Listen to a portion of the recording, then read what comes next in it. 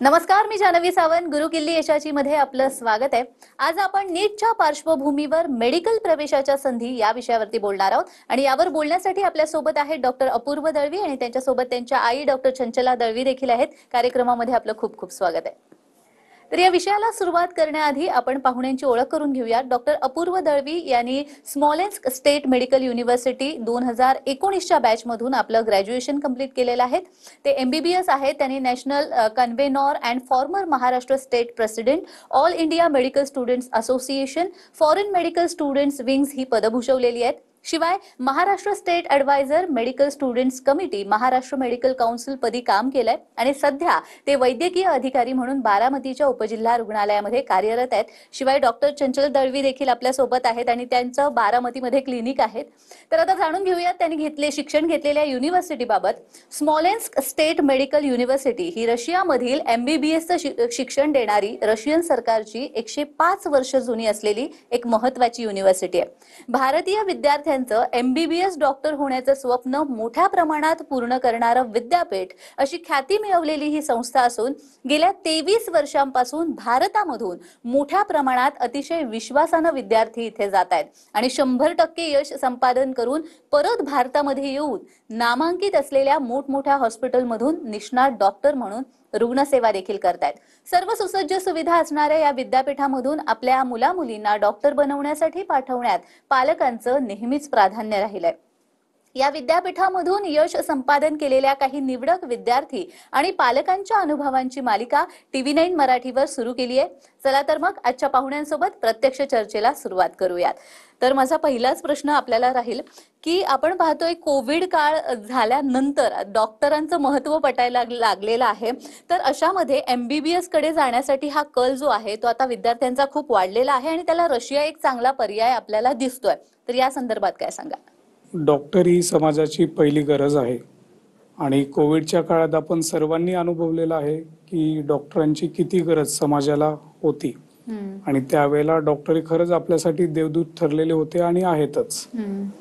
सध्या परिस्थितीत भारतात आणि महाराष्ट्रात जर बघितलं तर जी 12वी नंतर स्टुडंट्स MBBS साठी जे प्रोसिजरसाठी जे अप्लाय करतात काउन्सिलिंगसाठी आफ्टर नीट एक्झाम, तर ते ॲपियर होणारे विद्यार्थी त्या परीक्षेत आणि availability of seats for doing MBBS ही अगदी कमी आहे.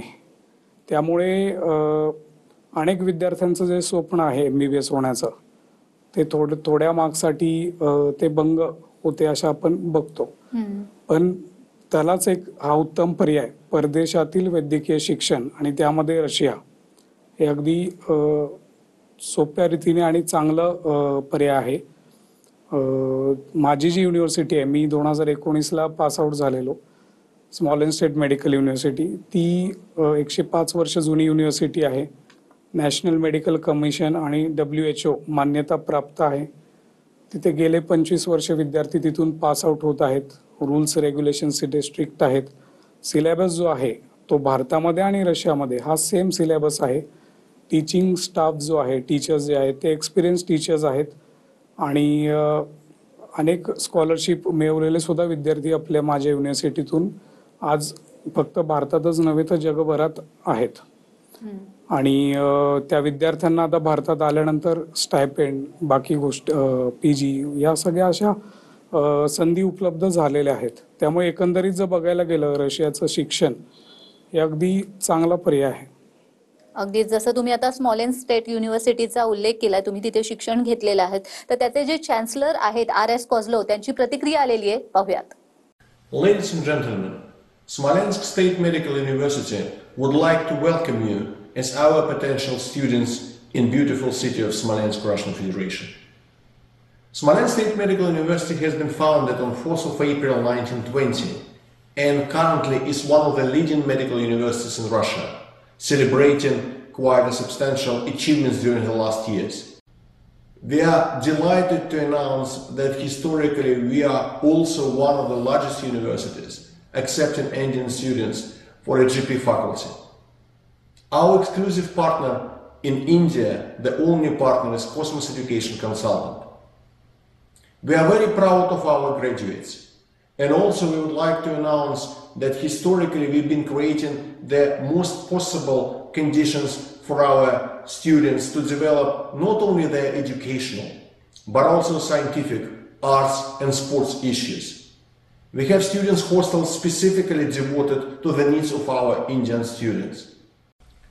We have highly qualified teachers who are providing all 6 years education in English. After the successful graduations, we are providing you not only a degree, but also a license for your further studies. Smolensk State Medical University is very proud that currently we have more than 2,000 Indian students. Out of them, more than 50% are actually women. This is the highest number amongst all medical universities in Russian Federation. We are also very proud that our graduates, when they are coming back to India, are passing very successfully the very high percentage screening test to allow them to work in India and also abroad.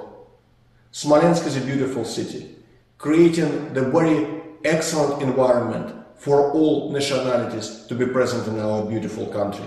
Historically, India and Russia has been partners, and we also delighted to develop this partnership in the future. Smolensk State Medical University would like to welcome you as a potential students. See you soon in Smolensk, and thank you. तर मी doctor चंचल यांच्याकडे येईन. जसं यांनी म्हटलेलं आहे की doctor ही समाजाची पहिली गरज झालेली आहे आणि कोविड काळापासून आपल्याला ते प्रत्यंतर आलेलंच आहे. पण असं असताना वैद्यकीय शिक्षण घेण्यासाठीचा देखील कल खूप वाढलेला आहे. मात्र हे शिक्षण महाग आहे. आपण जसं बघतोय भारतामध्ये तसं आंतरराष्ट्रीय पातळीवर सुद्धा हे शिक्षण महाग आहे का, कसं काय? 12वी नंतर प्रत्येक विद्यार्थ्याचं एक स्वप्न असतं की कोणाला डॉक्टर व्हायचं असतं, तर कोणाला इंजिनियर व्हायचं असतं, तर कोणाला सायंटिस्ट व्हायचं असतं. अशा वेळी काही मार्क्स नीटला कमी मिळाल्यामुळे गव्हर्नमेंट सीट मिळत नाही आणि मध्यमवर्गीयांना प्रायव्हेट कॉलेजेसला जाणं काही परवडत नाही.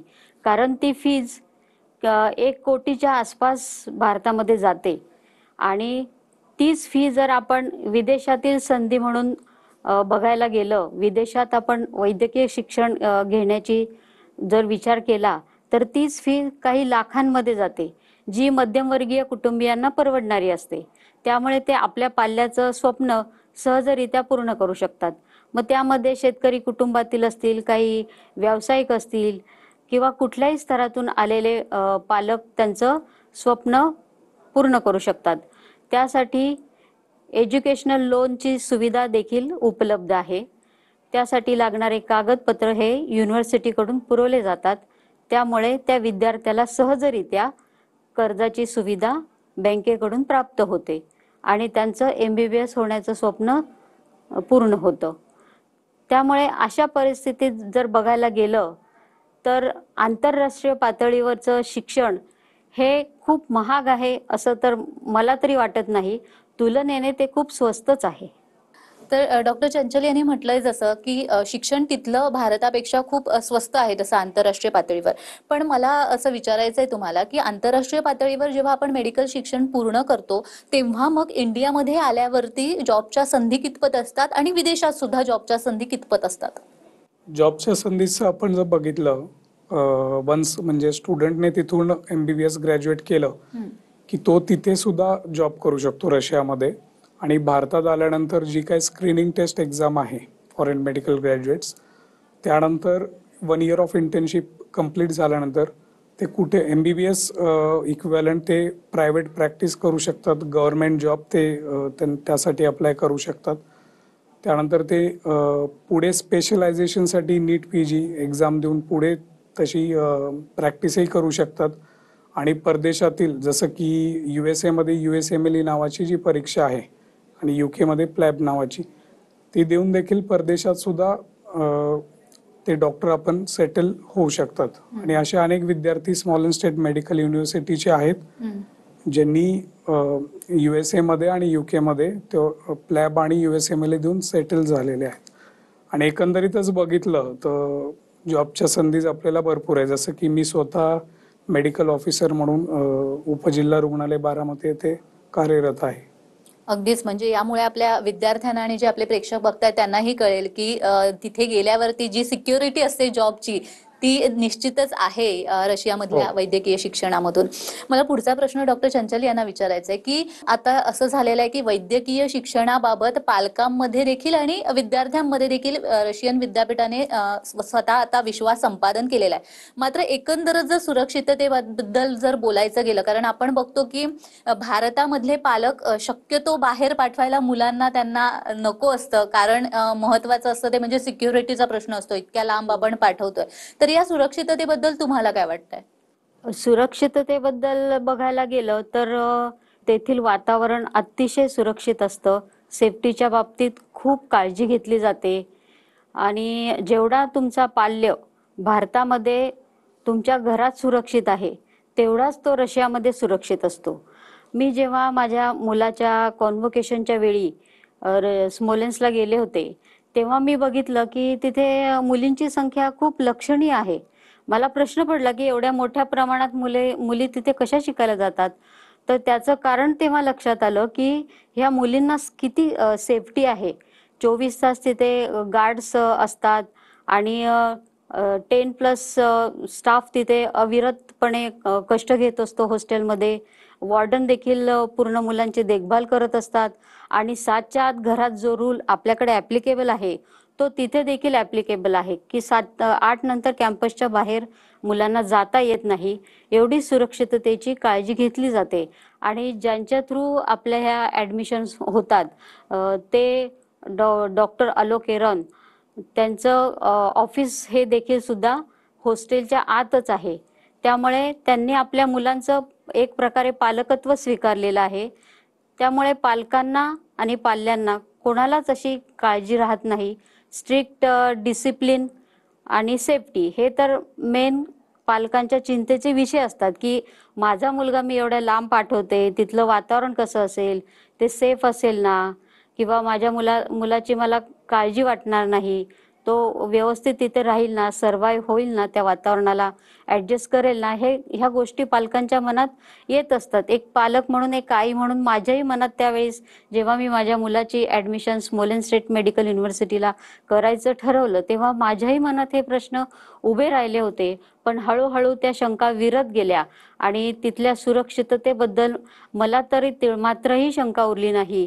6 वर्षात त्याची एकही कंप्लेंट आली नाही, तक्रार आली नाही आणि अगदी व्यवस्थितरित्या त्याचं 6 वर्ष सक्सेसफुली त्याने पूर्ण करून तो मायदेशात परतला आणि त्याचं फलस्वरूप म्हणून तो आज बारामती येथे गव्हर्नमेंट हॉस्पिटलला मेडिकल ऑफिसर म्हणून तो काम करत आहे.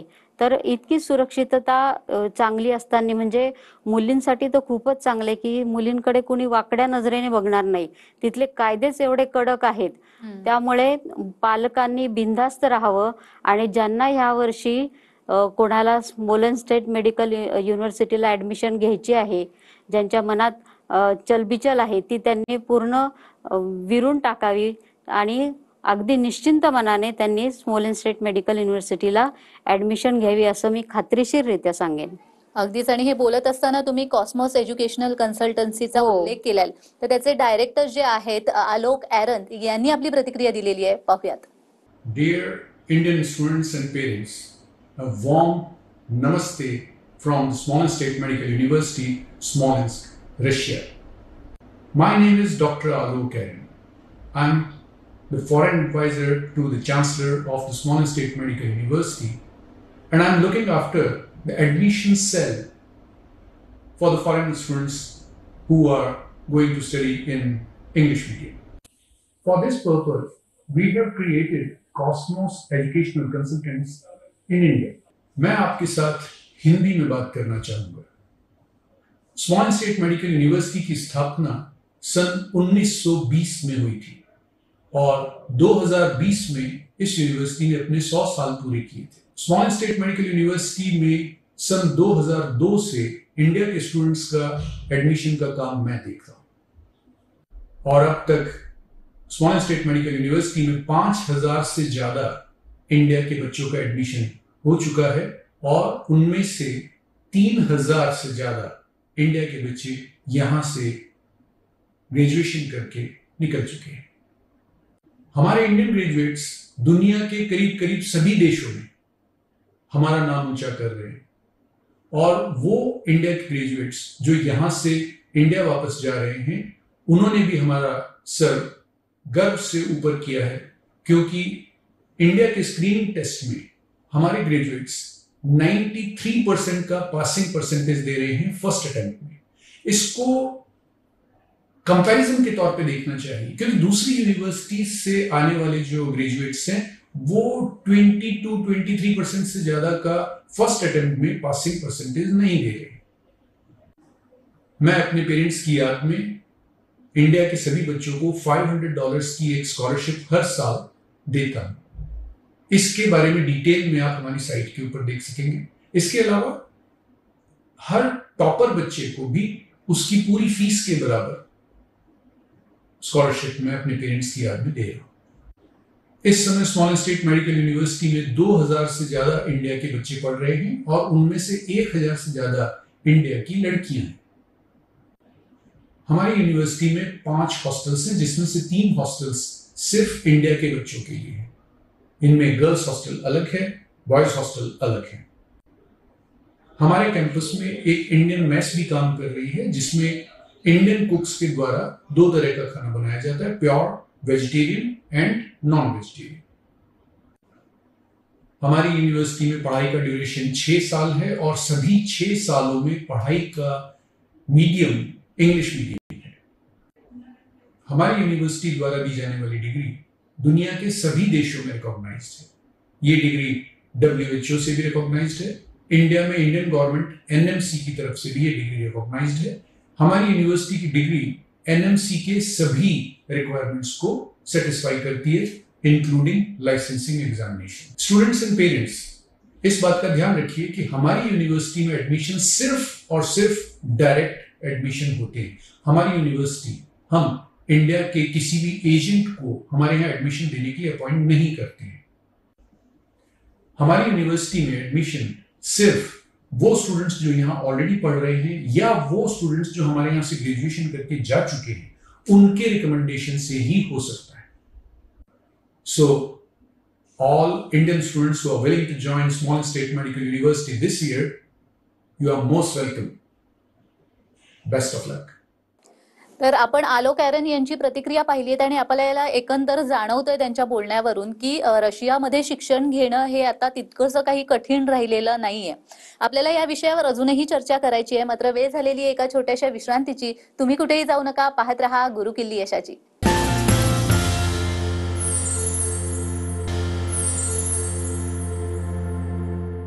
विश्रांतीनंतर सर्वांचं पुन्हा एकदा स्वागत आहे। आज आपण चर्चा करतोय नीटच्या पार्श्वभूमीवर मेडिकल प्रवेशाच्या संधी आणि आपल्या सोबत आहेत डॉक्टर अपूर्व दळवी आणि सोबतच त्यांच्या आई आहेत डॉक्टर चंचल दळवी।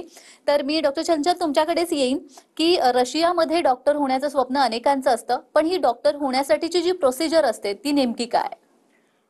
डॉक्टर होण्यासाठी जी प्रोसिजर असते ती अतिशय सिंपल आहे।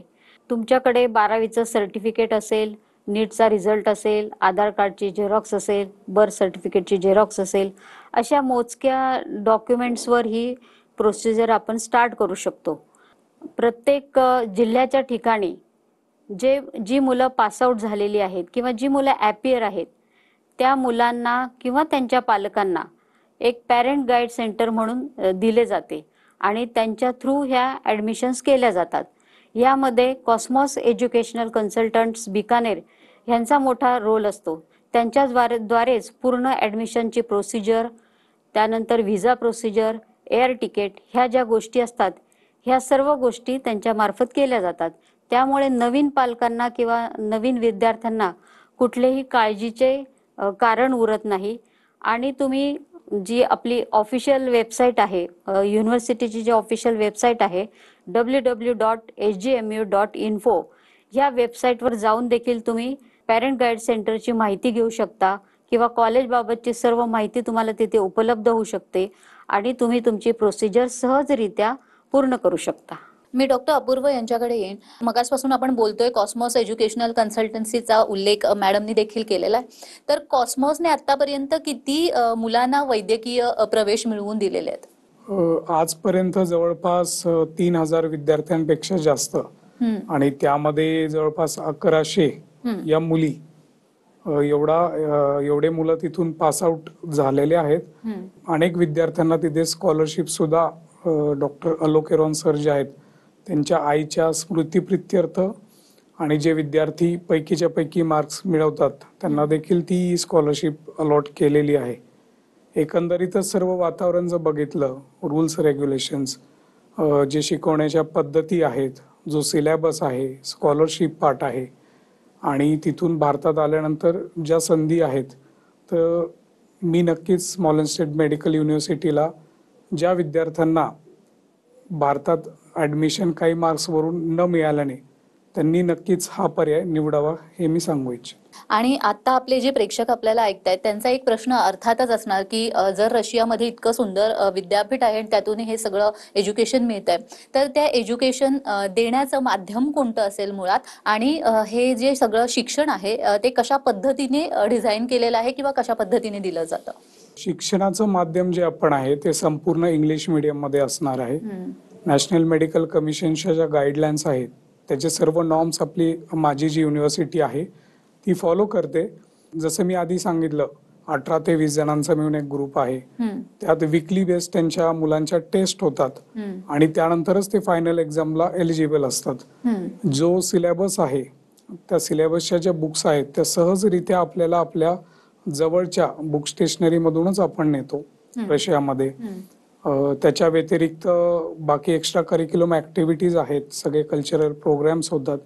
म्हणजे फक्त तिथे विद्यार्थी हा शिक्षणासाठी न जाता, शिक्षण तर हा मूळ प्रश्न आणि मूळ बेसिक थिंग, पण त्याच्यासोबत एक्स्ट्रा करिक्युलम ऍक्टिव्हिटीजला सुद्धा वाव युनिव्हर्सिटीमधून दिला जातो. ज्या पद्धतीने तुम्ही सांगितलेलं आहे त्यानुसार मला वाटतं जे आपले प्रेक्षक आहेत, जे पालक आहेत मुळात आणि ज्यांना जायचं आहे त्या ठिकाणी रशियामध्ये शिक्षण घेण्यासाठी, त्यांचे बरेचसे डाऊट्स क्लिअर झाले असतील आणि त्यांना कळलं असेल की रशियामध्ये शिक्षण घेणं हे तितकंसं कठीण राहिलेलं नाही आहे आता. आणि पैशांद्वारे जर आपण विचार केला, पैशांचा जरी विचार केला तरी त्या दृष्टीने सुद्धा ते स्वस्त आहे जर आपण कम्पेअर केलं अदर शिक्षणासोबत तर सुद्धा. तुम्ही इथे आलात आणि खूप छान असं मार्गदर्शन केलं, त्यासाठी खूप खूप धन्यवाद. तर गुरुकिल्ली यशाची या भागामध्ये आज आपण इथेच थांबतोय. पुन्हा भेटू आणखी एका नवीन विषयासह. तोपर्यंत पाहत रहा TV9 मराठी.